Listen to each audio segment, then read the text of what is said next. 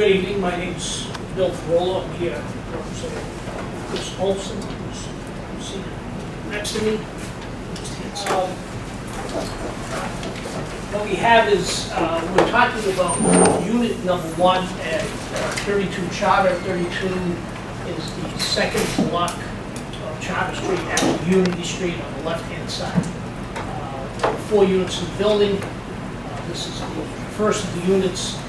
It's up, I believe, 5 steps, so it's raised. The actual living space that's currently occupied is raised, which makes the space in the basement much more livable, which I'll describe in a moment. That's what we'll talk about. So currently, that space on the first floor is 957 square feet. I'll try to walk you through what you're looking at on that plan. It's currently a 3-bedroom apartment with, Chris, is it 1.5 baths or with 1 bath. We're proposing to use 510 square feet at the rear of the basement, which is part of this condominium. So the condominium includes this space in the basement. And the space in the basement has ceiling heights in excess of 8 feet. It has windows, it has full-size doors, all the things that usually the building department of the ZBA looks at in terms of habitability of lower level. And it's also walk-up, meaning there will be a door at the back of it, which will lead to a passageway that's there now in the event you had to get out in case of emergency. This is Victor Rogers, ask questions about this on Thursday. So we are proposing that this remain a 3-bedroom apartment, but it will be a 3-bedroom apartment with 3 baths dedicated to each bedroom, so-called ensuite, meaning right off the bedroom is a bathroom, and there's a half bath off the living area. So if you look at this, what I'll try to explain to you is the top of that plan is the first floor that we're talking about now. You'll see dotted lines on that. The dotted lines are the existing conditions, so we're moving a few things around, meaning that the entrance currently is here, and we're going to move that entrance door over here, so it looks on the plan like you're going to walk into a bathroom. But that's what's currently there. So dotted line indicates a current condition, not a future condition. So you will have a bedroom on the front of the first floor, a bedroom at the rear of the first floor. The kitchen, dining, and living area is here, and there'll be a staircase cut through to get into the lower level. So that area is, off the kitchen dining area is a sitting area as well as the living room area below it. They can see where there's a couch placed there. As mentioned, the violation for the purpose of zoning is called floor area ratio, meaning we're adding square footage to the building. As I mentioned, it's 510 square feet that we're adding. It's habitable space that's currently basement space, so that increases the floor area of the building. That's the only violation that we're receiving because we're not adding either a unit or adding more bedrooms to the existing space. If you wanted to see the so-called configuration of the bedrooms now, where that staircase is being cut, right where it says 890, you see a door. So currently, picture that staircase being covered over by the floor. That's a bedroom in the center of this apartment. Purpose for it, and we had a butters meeting and some of the other owners from the building here, as well as the butters. The intention is to create this unit for sale. It's been a rental unit as a 3-bedroom unit. Hasn't really worked out for Chris as such, and now he wants to make it larger, make it nicer, make it attractive for potentially a family who wants larger space. So gross space at the end of this will be somewhere around 1,400 square feet as a three-bedroom house. Great. And you're not doing any changes to the existing deck or anything outside, it's just the... There's no deck on this. There's no deck. That's mine. Oh, that's right. That's okay, good. next. Does anyone on the council have any other questions? The butters? Hi, my name is Jody Piazza. I own 30 Charter Street, which directly abuts next door. I'd like to give you the backstory, which I'm a little confused. So that building was owned by a lifelong North End family who built an illegal apartment downstairs for a family member. It was never an issue. We knew it was happening. Sometimes you turn a blind eye because there was no noise, no nothing. They were helping a family member in need. The building was sold and each member of each of the siblings got a unit, and then the units were sold off eventually over time. Okay, I have wonderful neighbors, Frank and Lisa, who are here. We have another owner-occupied neighbor. He can't be here, they just had twins. Prior to Chris buying that unit, it was sold, and the owner illegally, without permits, started to dig the basement. So if you look at the plans, so where 30 Charter Street, where that deck is, and then the other gray space is our yard. And then there's sort of gray space, it's a small little, it's basically their only space in the rear yard. It's a small little stairwell that was once, like you could, if you had to escape from the basement. So the prior owners started digging with no permits, wreaked havoc on my property, throwing stuff out. ISD came, immediately shut it down. You cannot have it.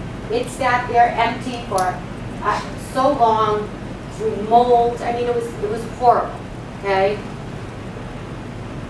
My understanding, it then went into foreclosure.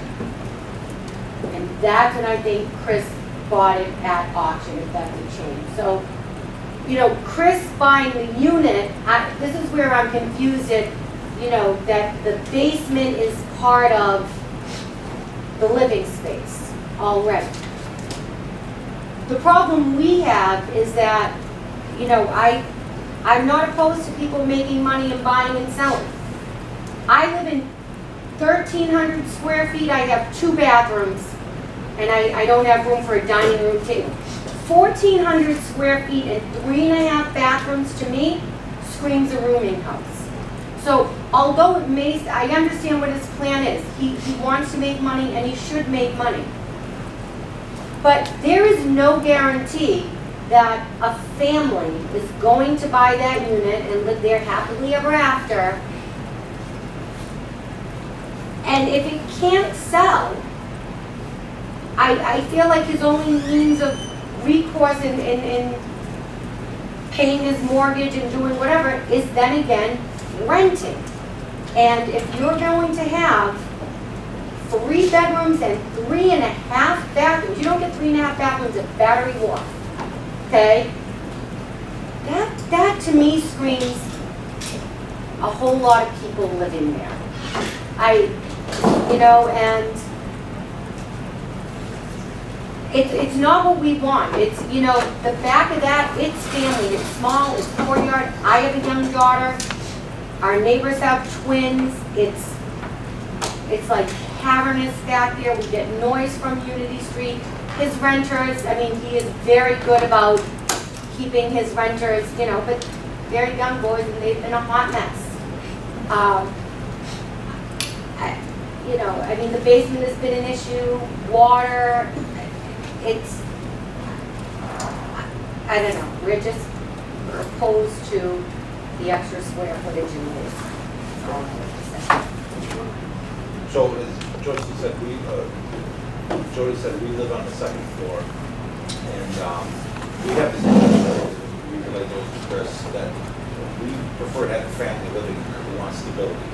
The condition of the apartment now, you're not getting a family in there. His only recourse is to rent to kids. As Jody alluded to, there's also another one unit on top floor, so we've had our share of problems in the building.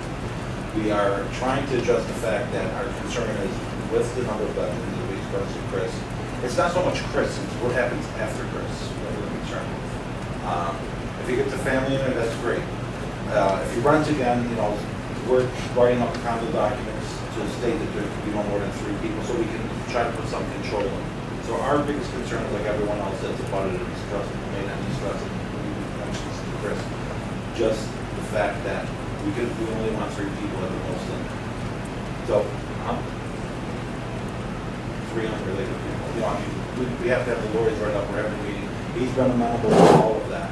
There's been no pushback on his part. You know, we have to go by what the bylaws say in terms of percentage ownership to get that, but we're trying to put as many restrictions on the unit, which he's in agreement with, to prevent what Joey's afraid of, and we're all afraid of, that, you know, they come up with this 2+1 rule in a bedroom. So we're trying to circumvent that by mandating no undergraduates, 3 adults. That's our position. Like I said, he's been straight up with us, we've been straight with him. That's just our concern. Any other abutters? Other comments? What do you want to address? The law, regulation is that, as we live down here, you cannot exceed 4 unrelated people in a unit. That's been enforced across the city because of student population, etc. The Churchill Ridge rooming house isn't accurate because that requires a zoning change. You don't see us applying rooming house use. Treat this as rooming house. Rooming house would allow 5 or more people to live in a space that doesn't provide individual kitchen facilities. As you can picture rooming house, people have their own room. So we're not, needless to say, applying for anything of that sort. The interesting part is most of us here would kill for our own bathrooms off our bedroom. I have lived there all my life. I grew up in a 370 square foot apartment on Pond Street with 5 people. So when someone says you shouldn't have as many bathrooms, I'm not exactly sure what that achieves. In other words, if Chris were to take a bathroom out of the plan, I don't know how that is more acceptable than what he's providing.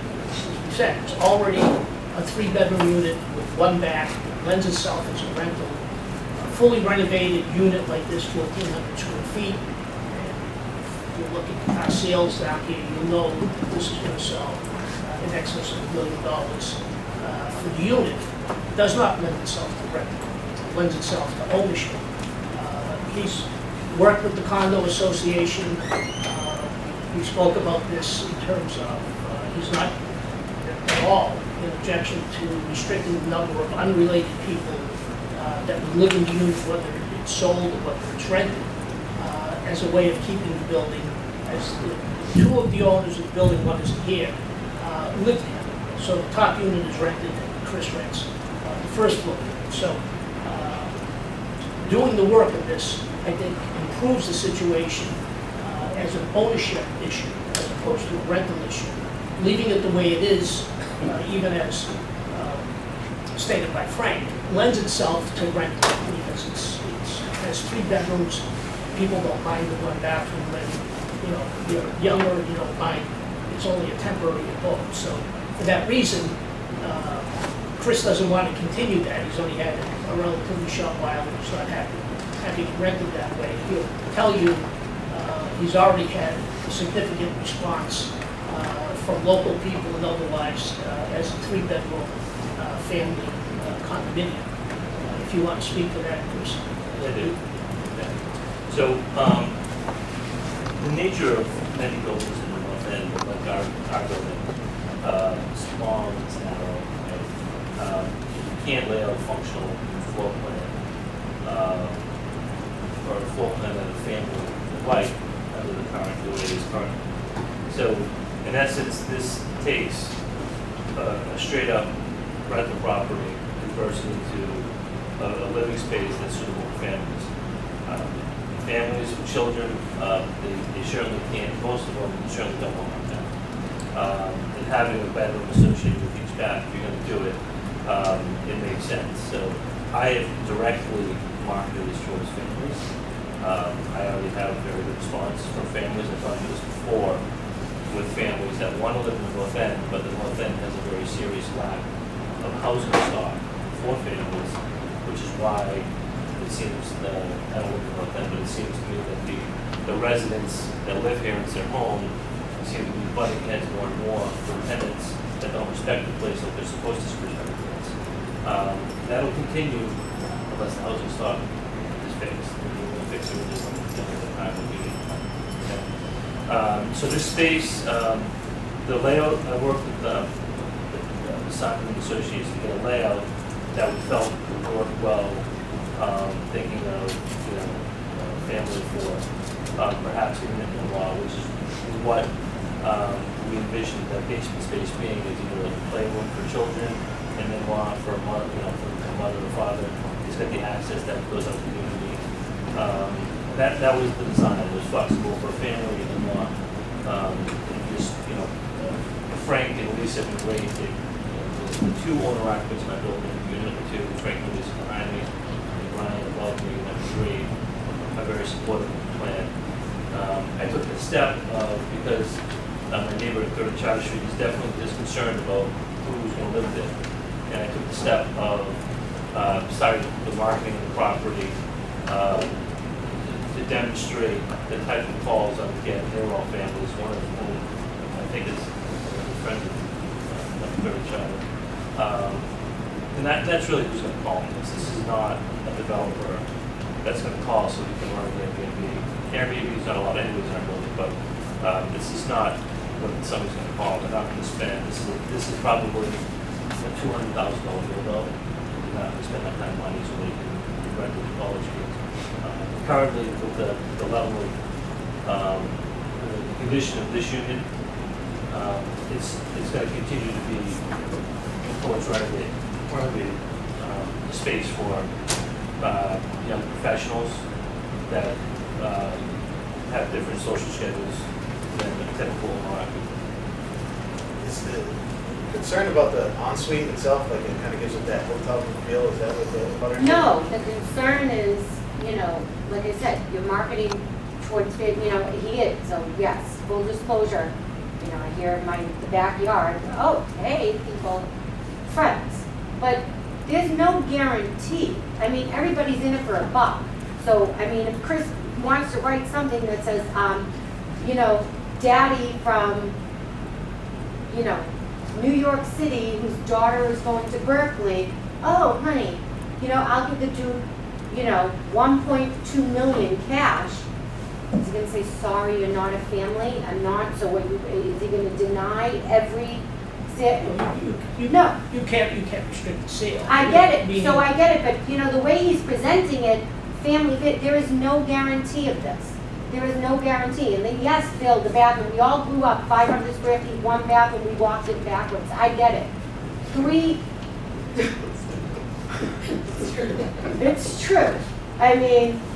Some of us had to go down to the basement to shower. And years ago, they were outside the door too. Out, and we knew every building as a kid which had those buildings, so just in case we were playing. But 1,400 square feet and 3.5 bedrooms, while it sounds desirable, I know what I live in with 2 full bathrooms, and and I know what that unit looks like. And yes, it is long, it is narrow. I'm thinking he's thinking outside the box, because a family of 5 really only needs 2 bathrooms, maybe 2.5, to be nice so guests don't have to use it. But I think everybody has to prepare for worst case scenario. And I don't know, I personally can't see a family living there. Maybe they will, I don't know, but I'm sure he's prepared. If it doesn't sell, what is my report? I may have to rent for a little while, and it's easier to rent. I know the condo, you know, they're gonna have to be by their dogs, but that's a concern with the bathroom. Yes, I have 3.5 bathrooms, is screaming, hey, a lot of people can. Bill, can you tell us what the FAR is and the average size of the bedroom? I don't have an actual calculation from the architect, but the building is a 4-story, so the FAR right now probably comes in about 3.5. The FAR regulation is 3.0 down there, but it's a 4-story building. There's very little bit of outdoor space, plus the internal staircase gets subtracted. So you're probably 3.4, 3.5. Adding 500 square feet to that probably only brings it up to like 3.6 or 3.7. What's the average size of the bedroom? It's tough to tell with the diagram. Say 8 by 6? The new bedrooms? Well, just, yeah. Yeah, the new bedrooms look to be, I'm trying to read it off here. The one in the front of the building is just over 100 square feet. The ones in the back, I believe, are like 140 square feet. So does that say 10 by 13 roughly, or? Yeah, well, if it's not the master bath, that's off, then it's even bigger. I say that to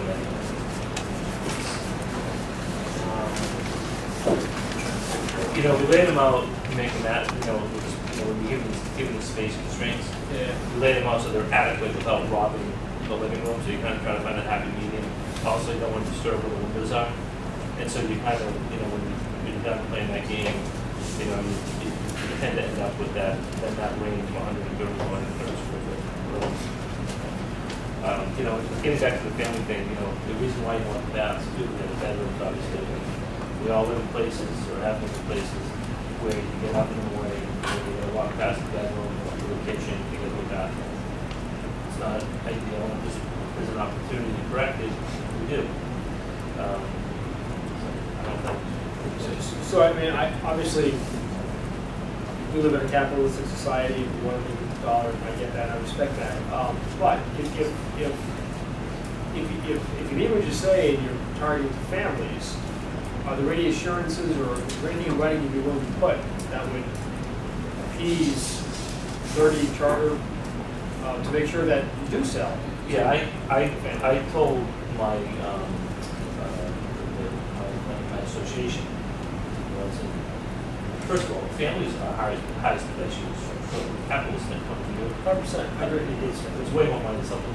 Number two is my extra piece on it, and this is not that substantial because it backs out to becoming a goofy 3-bedroom with this big storage room and basement, which is probably still in the 700s. I'm marketing this at $799 to a family. I could build it out for them, or they could. A lot of times families want their own contract, so it's an opportunity, for a local family to find, to create a space that works for them. This plan might end up getting tweaked. This is why I started marketing it now to give them people an opportunity to take a look at it and see how it works with them. We made this the way we thought it worked best. At the end of the day, the family that buys it, the person that buys it, needs to work better for them. But in general, our unit was modeled after unit number 2, Frank's unit, where they put the bedrooms on opposite ends. Because otherwise you get this little skinny corridor to get through. You have little skinny bedrooms. It's really goofy. And so the only way to properly lay these out is in that manner that this is laid out. So as far as the assurances, I didn't have a problem with the 2-year, and I don't know the legalities of it, but I don't care if it's a 2-year term to have an owner. It's not discouraging investors in the company. You don't know this, but I've already discouraged broker calls with investors that have called. Where we even wanted to keep it for a short period of time when we're on. But I don't expect you guys to know the market. There's just a lot of families screaming for space that this does not exist with them. And this backs into the beginning of the meeting when you're reading the roll call of the problems in the North End. And more often than not, those problems are going to come from tenants, not from owner occupants. And that's spiral is gonna just continue if you don't fix the housing stuff. So obviously, there's nothing that this council or really the law can do that like, dictate who you sell to. Yeah. But I guess to appease the abutters, is there anything in writing that you want to put in that to assure them? Let me try to answer that, and that is, right now, the condominium associations in the process of amending the docs, exactly for those reasons. One of which, if I understand Frank, rather than taking city regulation that says four unrelated parties to live in the building, they want to have a document that says three unrelated parties, not more than three unrelated parties. In an effort, you can't make your condominium documents discriminatory, meaning you can't say, in working this in reverse, we won't allow children and families, we don't allow those and children and families. You can't do that in a condominium document. So you can make it more restrictive. Another thing that you'll be putting in will be rental periods of not less than 12 months, correct? So you can ask if any college students are restricted class. No, but again, what I'm saying is, whether it's rental or ownership, when it comes time to sell, all right, if an individual comes to you to buy a unit that represents that he's buying it and that he in turn has his daughter from the daughter live in it, you are not in a position to walk away from that deal because you're not even armed with that information. So the practical aspect is that can happen anyway. After we had our abutters meeting, we went back and looked and said, well, what if we take out one of the bathrooms, maybe 2.5 baths? And to be totally honest with you, as I said before, I can't make sense of that. I just can't make sense of how taking one of the bathrooms out makes this better, if you know what I'm saying. If someone can make sense of that, Chris is willing to entertain anything like that. He's using that as an incentive for sale. Is if you went to look at it, if you went to look at it, and you have kids, etc., yeah, you'd want your own master bath for yourself, and you want the kids to be able to use it. The little half bath is off the living room, which even if I'd rather smaller apartment, we have a half bath off our kitchen, living room, so you don't have to use the bathrooms that we use for our bedrooms. So that was the thought process. It wasn't just to stack a lot of extra bathrooms. And as I'm saying, taking out a bathroom, I'm not exactly sure what that adds. What does add value for the building is what the association is doing at the moment in terms of changing the condo law. So you can be more restricted about who is in that unit, regardless of who owns it. So Is anyone else?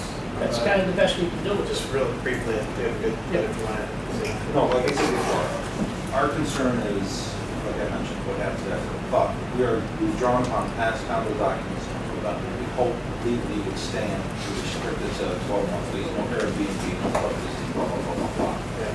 The condition is that now he's only going to get people that really don't care because it's a mess. Even if you renovated it, you could probably get a better quality. But there's only, he can speak to legal ease about it, but we're trying to put as many restrictions as we can with the way the city and the state works. Everybody can do what they want.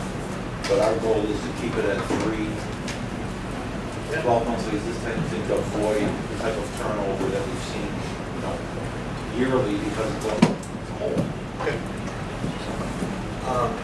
Well, then I'd like to call for a vote for the council on 32 Charter Street, whether you